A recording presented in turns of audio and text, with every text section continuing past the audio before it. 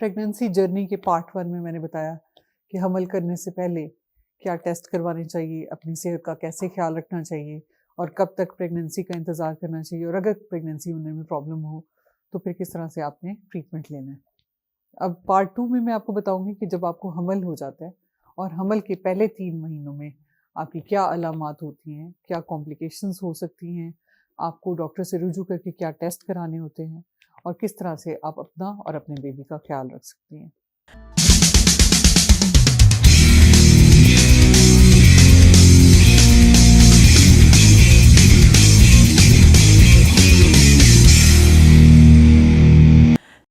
अस्सलाम वालेकुम, मेरा नाम डॉक्टर सबाहत खान है। मैं डॉक्टर्स हॉस्पिटल और उमर हॉस्पिटल जोहर टाउन में as consultant gynaecologist and IVF specialist practice करती हूँ। मेरे पास क्लिनिक में ख़वातीन आती हैं हमल के साथ, बाज़-औक़ात हमल होने में दुश्वारी होती है उसके साथ आती हैं, बाज़-औक़ात गायनी के मसाइल के साथ आती हैं। तो मैंने सोचा कि ऐसी ख़वातीन जो हमल के साथ आती हैं मेरे पास और जिनका पहला हमल होता है, वो काफ़ी कन्फ्यूज़्ड होती हैं। बाज़-औक़ात उनके ज़हन में सवालात होते हैं, वो उन्हें परेशानी होती है कि कोई प्रॉब्लम आए तो कैसे उसको हम डील करेंगे। तो आज की इस वीडियो में मैं प्रेगनेंसी के पहले 3 माह यानी फर्स्ट ट्राइमेस्टर के बारे में आपको गाइड करूँ। देखिए, जब आपका साइकिल रेगुलर होता है और पीरियड्स बाकायदगी के साथ आ रहे होते हैं और अचानक से आपके पीरियड्स मिस हो जाते हैं, तो सबसे पहले आप सोचें कि अगर आप हमल के लिए ट्राई कर रही हैं तो कहीं आप हामला तो नहीं। उसको चेक करने का सबसे आसान तरीका है कि घर पे ही यूरिन प्रेगनेंसी टेस्ट करें, जिसके लिए आपको प्रेगनेंसी टेस्ट की जो स्ट्रिप होती है वो बाज़ार में आसानी से दस्तयाब होती है, वो आप ले सकती हैं। एक छोटा सा जार चाहिए जिसमें आप अपना यूरिन लेके और उस स्ट्रिप से आप चेक कर सकती हैं कि आप हमला है कि नहीं है। अगर उस स्ट्रिप पर डबल लाइन आती है तो इसका मतलब है आपको हमल है। चलें, ये गुड न्यूज़ है आपके लिए और आपकी फैमिली के लिए। अब हमल तो स्टार्ट हो गया, अब इसकी एहतियात कैसे करनी है या प्रेगनेंसी के पहले 3 महीने में अलामात क्या आ सकती हैं। पहले 3 माह में अक्सर ख़वातीन में नौज़िया और वॉमिटिंग यानी कै आना, मतली होना, इस तरह की अलामात हो सकती हैं। मुँह का ज़ायक़ा चेंज हो सकता है। बाज़-औक़ात कुछ चीज़ें जो पहले अच्छी लगती थी अब वो अच्छी नहीं लगती हैं, बुरी लगना शुरू हो जाती हैं, स्मेल आना शुरू हो जाती है और ऐसी चीज़ें जो पहले पसंद नहीं थी वो पसंद आना शुरू हो जाती हैं। बाज़-औक़ात खाने-पीने की चीज़ों से स्मेल इतनी आती है कि कुछ खाया नहीं जा सकता। कुछ लोगों को यूरिन बार-बार आना शुरू हो जाता है, पेट में गैस बनना शुरू हो जाती है, चक्कर आना शुरू हो जाते हैं, वीकनेस होती है। कुछ लोगों को सफोकेशन होती है, साँस लेने में दुश्वारी होती है, वो किसी बंद जगह पे नहीं जा सकते, किसी बंद शॉप में जाएँ तो कहते हैं हम बाहर निकलते हैं, हमें साँस नहीं आ रहा। इस तरह के प्रॉब्लम आना शुरू हो जाते हैं। ख़वातीन थकावट महसूस करना शुरू हो जाती हैं। नींद कुछ लोगों को बहुत ज़्यादा आना शुरू हो जाती है और कुछ लोगों की नींद उड़ जाती है, यानी नहीं आती नींद। और इसके अलावा मूड स्विंग्स बहुत आते हैं, क्योंकि आपकी बॉडी में प्रेगनेंसी के हार्मोन्स जब एकदम से ज़्यादा होना शुरू होते हैं, तो आपकी हार्मोनल डिस्टर्बेंस की वजह से आपकी तबीयत में चिड़चिड़ापन पैदा होता है। आपको छोटी से छोटी बात जो आमतौर पे माइंड करने वाली नहीं होती, वो बुरी लगना शुरू हो जाती है। आपको एकदम से गुस्सा आ जाता है। कभी आप एकदम से किसी बात पे एक्साइटेड हो जाती हैं।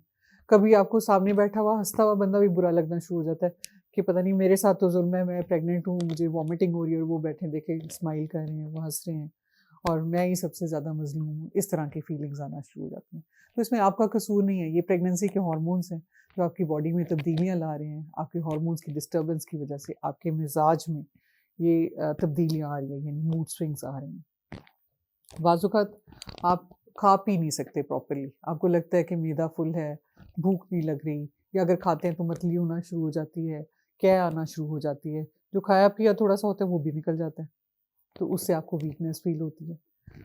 ऐसी सूरत में मैं पेशेंट्स को कहती हूँ कि आप अपने मील को स्मॉल बट फ्रीक्वेंट मील्स लें, यानी थोड़ा-थोड़ा करके लें, वक़फ़ा कम कर दें। ज़रूरी नहीं है कि 3 टाइम के बड़े खाने, रोटियाँ खाने बैठ जाएँ। आप थोड़ा-थोड़ा करके स्नैक्स की शक्ल में लें, तो उससे ये होगा कि जब थोड़ा खाएँगे वो हज़म भी जल्दी हो जाएगा और फिर उस तरह से न मतली या कै के ज़रिए बाहर भी नहीं आएगा। जब भी आप खाना खाएँ तो उसके बाद थोड़ी-सी वॉक कर लें 10-15 मिनट की, जो आपके हाज़मे को बेहतर कर सकती है। इसके अलावा कुछ ख़वातीन को अक्सर पेट में दर्द होता है, वो कहती हैं कि कभी एक साइड पे खिंचाव महसूस होता है, कभी दूसरी साइड पे खिंचाव महसूस होता है। तो ये तो नहीं है कि कहीं ये मुझे मिसकैरेज हो रहा है या लेबर पेन्स हो रही हैं।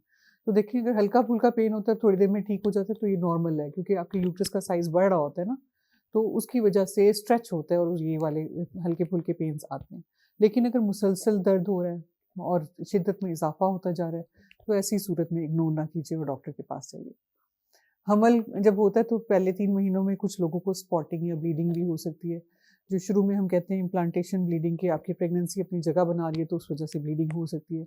लेकिन अगर ये ब्लीडिंग ज़्यादा हो, हैवी हो, क्लॉट्स आने शुरू हो जाएँ, तो ये सीरियस है। फौरी तौर पर अपने डॉक्टर से रुजू कीजिए। इसके अलावा कुछ ख़वातीन का सवाल होता है कि हमारा वेट गेन नहीं हो रहा। तो देखिए, प्रेगनेंसी पहले 3 महीनों में बिल्कुल छोटा-सा बच्चा होता है, उसका कोई वेट नहीं होता। आपका हॉर्मोन्स की वजह से थोड़ा-थोड़ा वेट गेन होना शुरू होता है, या कुछ लोगों का वज़न कम भी हो जाता है क्योंकि आप खा नहीं पा रहे होते सही तरह से, या आपको अगर कैं वग़ैरह होती है तो आप जो खा रहे होते हैं वो सारा बाहर निकल जाता है। तो ऐसी सूरत में आपका वज़न कम हो सकता है। अब आपने प्रेगनेंसी के शुरू में अगर आपको ये प्रॉब्लम्स आ रही हैं, तो मैं पेशेंट्स को सजेस्ट करती हूँ कि जैसे ही आपका प्रेगनेंसी का टेस्ट पॉजिटिव आए, आप अपनी गायनेकोलॉजिस्ट से राब्ता कीजिए। वो आपके कुछ टेस्ट करवाएँगे, जिसमें कुछ खून के टेस्ट होंगे, आपका ब्लड ग्रुप चेक होगा, देखा जाएगा आप में खून की कमी तो नहीं है, आपके शुगर लेवल्स ठीक हैं, आपको कोई इन्फेक्शन तो नहीं है, और आपके जब पीरियड्स मिस होते हैं, उसके 2 हफ्ते के बाद आपका एक अल्ट्रासाउंड कराया जाएगा, जो बहुत अहम अल्ट्रासाउंड होता है। और मैं ये हमेशा सजेस्ट करती हूँ कि ऑथेंटिक जगह से करवाना चाहिए। इस पे पता चलाया जाता है कि आपकी डेट्स के हिसाब से प्रेगनेंसी की जो मुद्दत है, क्या आपका बच्चा उसके हिसाब से ग्रो कर रहा है? क्या बच्चा भी उतनी मुद्दत का नज़र आ रहा है अल्ट्रासाउंड पे जितनी आपकी वो प्रेगनेंसी की ड्यूरेशन है? तो इससे हम कैलकुलेट करते हैं कि आपकी डिलीवरी का टाइम क्या होगा। क्या आपकी डेट्स के हिसाब से जो टाइम है बच्चे की डिलीवरी का, बच्चा भी तभी उसी लिहाज से ग्रोथ हो रही है और तभी डिलीवर होगा? इसलिए ये अल्ट्रासाउंड बहुत इम्पोर्टेंट अल्ट्रासाउंड होता है। इस अल्ट्रासाउंड में पता चलता है कि प्रेगनेंसी आपके बच्चेदानी के अंदर है, कहीं बाहर तो नहीं है, ट्यूब में हमल तो नहीं है। इसमें ये पता चलता है कि आपका हमल एक सिंगल बेबी के साथ है, कहीं जुड़वाँ बच्चे तो नहीं है, या प्रेगनेंसी में कोई प्रॉब्लम तो नहीं है। ये सारी चीज़ें आपके पहले अल्ट्रासाउंड पे पता चलती हैं, जो कि किसी सही ऑथेंटिक जगह से करवाना ज़रूरी है। इसके अलावा आपका अगर कोई प्रॉब्लम नहीं आता, सब आपके टेस्ट ठीक आते हैं, तो आपका अगला अल्ट्रासाउंड हमल के 11वें से 13वें हफ्ते के दरमियान कराया जाता है। ये अल्ट्रासाउंड भी बहुत इम्पोर्टेंट अल्ट्रासाउंड है। इसमें 2 अहम चीज़ें, एक तो देखा जाता है कि बच्चे की ग्रोथ ठीक हो रही है, बच्चे की हार्ट बीट का पता चलाया जाता है। इसके अलावा देखा जाता है कि बच्चेदानी की मुँह की लेंथ, जिसे सर्विक्स कहते हैं, वो नॉर्मल है कि नहीं है। क्योंकि मैंने देखा कि कुछ ख़वातीन में बच्चेदानी की मुँह की लेंथ शॉर्ट हो जाती है, छोटी हो जाती है, और ऐसी ख़वातीन में ख़तरा होता है कि शायद बच्चेदानी का मुँह खुल जाए और हमल ज़ाया ना हो जाए, यानी मिसकैरेज ना हो जाए। तो अल्ट्रासाउंड पे अगर कोई ऐसी अलामात होती हैं, तो आपके डॉक्टर आपके बच्चेदानी के मुँह पे टाँका लगाना सजेस्ट करते हैं, ताकि आपका हमल महफूज़ रहे। इसके अलावा एक और चीज़ होती है न्यूकल ट्रांसलूसेंसी, उसमें रूल आउट किया जाता है कि बच्चे में कोई डाउन सिंड्रोम की अलामात तो नहीं है। अल्ट्रासाउंड के फीचर्स पे ये सारी चीज़ें देखी जाती हैं। और मैं हमेशा ये सजेस्ट करूँगी कि प्रेगनेंसी को हमेशा एन्जॉय करें। थोड़े बहुत सिम्पटम्स आते हैं, अलामात आते हैं, लेकिन उससे आप स्ट्रेस में जाने की बजाय आप उसको किस तरह से आप उसको कवर अप कर सकती हैं, या कैसे अपनी सेहत को बहाल रख सकती हैं। एक तो प्रेगनेंसी के दौरान वॉक करें, ख़ास तौर पे खुली फ़िज़ा में अगर वॉक करेंगी, उससे आपका मूड बहाल होगा, आपकी खून की गर्दिश ठीक होगी, आपके जो सिम्पटम्स आ रहे हैं वो बेहतर होना शुरू हो जाएँगे। आपको जो मतली या कैं का जो प्रॉब्लम आ रहा है, वो भी आप खुली फ़िज़ा में हल्की-फुल्की वॉक करती हैं तो उससे बेहतर हो जाएगा। अपनी डाइट का कैसे ख़्याल रखना है?